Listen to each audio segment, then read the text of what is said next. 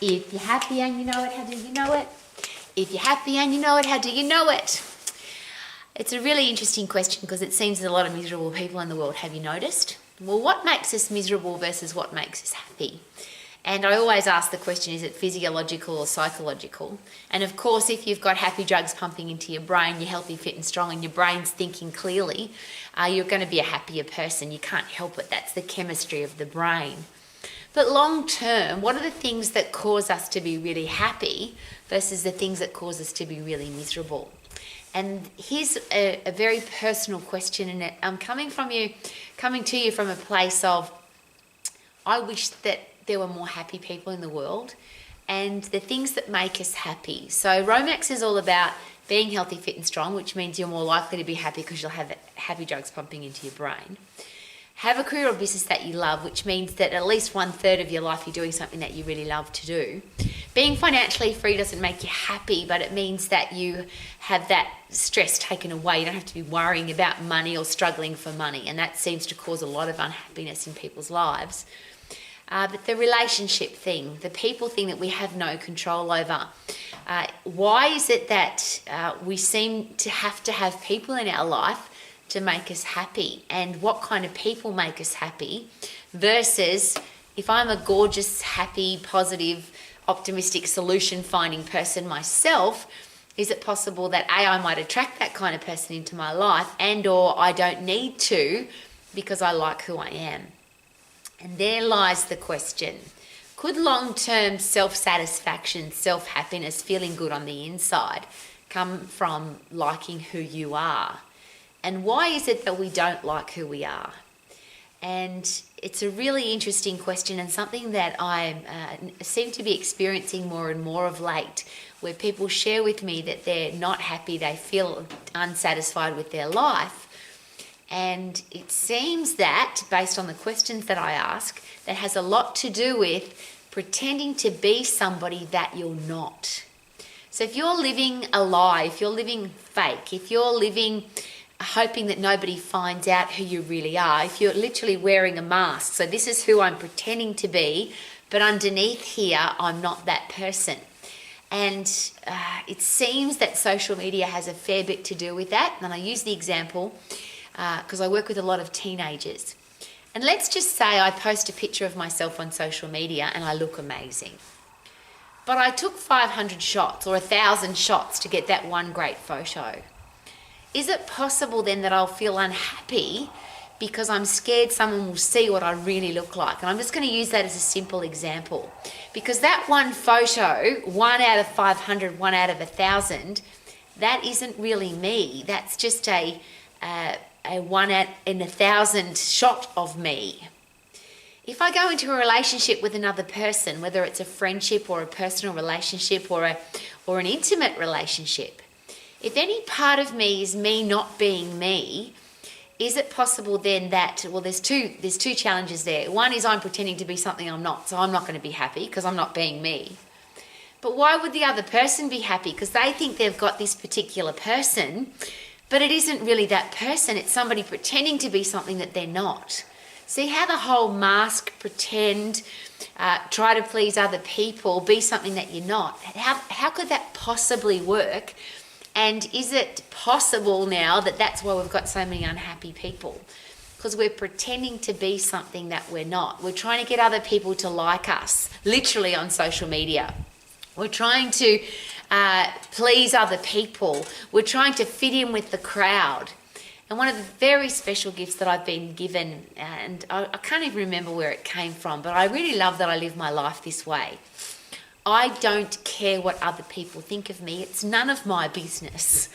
And what's really interesting about that statement is I don't think people really care.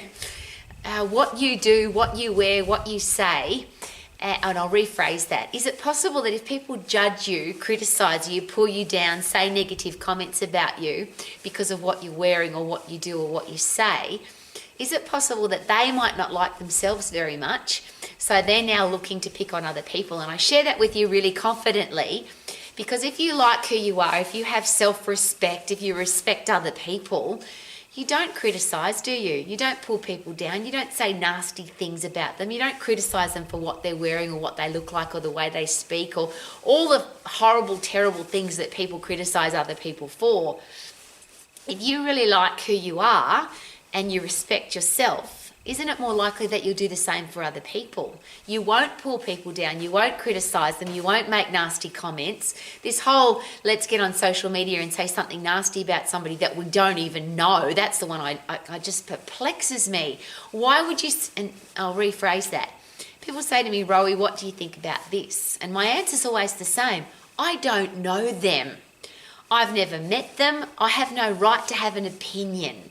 Somebody has said something, done something, been accused of something. People say that person has done that. If I haven't met them, I'm very, very hesitant. And in fact, I don't do it anymore because I've been wrong too many times, and I love being wrong because it helps me learn. And I can judge somebody by what they're wearing or what they say or what they do, but it doesn't necessarily mean that's who they are. Because is it possible that that person was pretending to be something that they weren't? They were trying to fit in with the crowd. They were trying to impress other people. So it wasn't really them anyway. Something to consider. So very personally, if you want to be happy long term, how could you possibly be happy if you're not being who you are? So the first step there is, who are you? What do you stand for? What are your core values? What do you believe in? And is it possible that if you negotiate in any of those that you'll be unhappy anyway?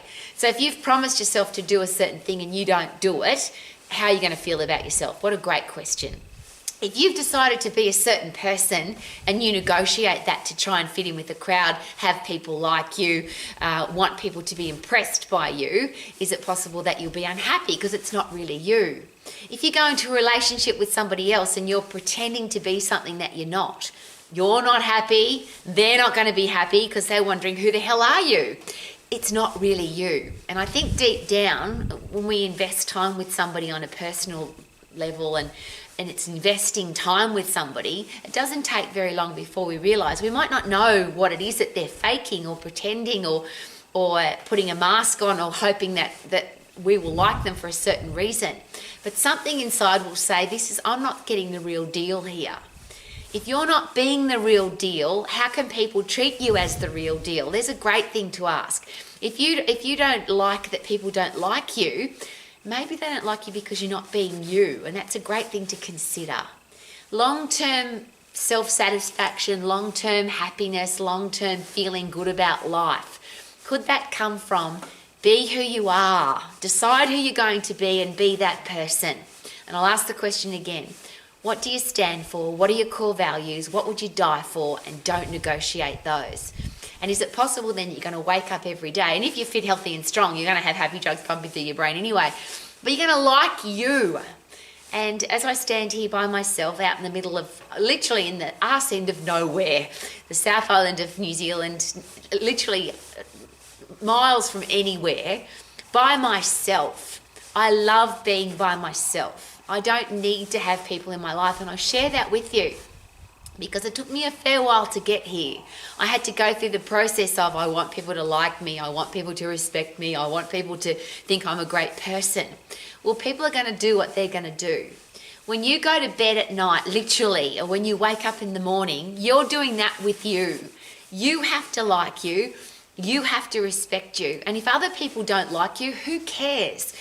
If you're looking in your mirror and you can say to yourself, I like this person. If you're kind, if you're respectful, if you've got integrity, if you're loyal, you don't steal, you don't cheat, you don't all those horrible things that make people horrible people. If you are a beautiful person and you know that you're a beautiful person and other people don't like you, who the hell cares? The people that come into your life, how can they like you, trust you, respect you if you're not being who you really are? So then it comes full circle. Choose who you're going to be that person, don't negotiate that, and then the people that come into your life will know exactly what they're getting. So now it's the real deal. And if people don't like you, who cares? You're going to be happy. Is it possible that you're going to feel really happy about life if you like who you are, if you respect yourself? I'm hesitant to use the word love yourself because I remember as a teenager it was always, oh, she loves herself, she thinks she's really important. There was a lot of bullying going on for people that had self-confidence and self-esteem. So as I shared, it took me a long time to get where I am now. So I hope that this helps shorten up the process. What other people think of you is none of your business. If you like who you are, and this is my favourite quote for self-esteem and self-confidence, better that I like me and the rest of the world hates me than the rest of the world likes me and I hate myself. If the rest of the world likes you and you're not being yourself, then that whole process is just a fake. So if you're wearing a mask, if you're pretending to be something that you're not, if you're taking photos of yourself that aren't really you, and I always ask this question, if somebody walked into your life when you weren't there, so they came to your house or your office, or they looked in your gym bag or your handbag or your car, who would they find? So there's that beautiful exercise that I always talk about. Pick 5 words to describe you as a person, and then be that person in every area of your life. Whether it's your house, your car, your gym bag, your handbag, your briefcase, your office, your kitchen drawer, the music that you listen to, the people that you invest time with, the way you invest money, whatever it is that you do, just be that person. So if somebody comes into your life and you're not there, they would find, and my 5 words as I always share, tough and fair, positive, stylish, disciplined and professional. When somebody comes into my life, I don't care if they don't see that, but they will see that because that's how I live my life. I'm not pretending, I'm not faking, I'm not hoping, I'm not wanting. I've just decided to be that person and I live my life like that.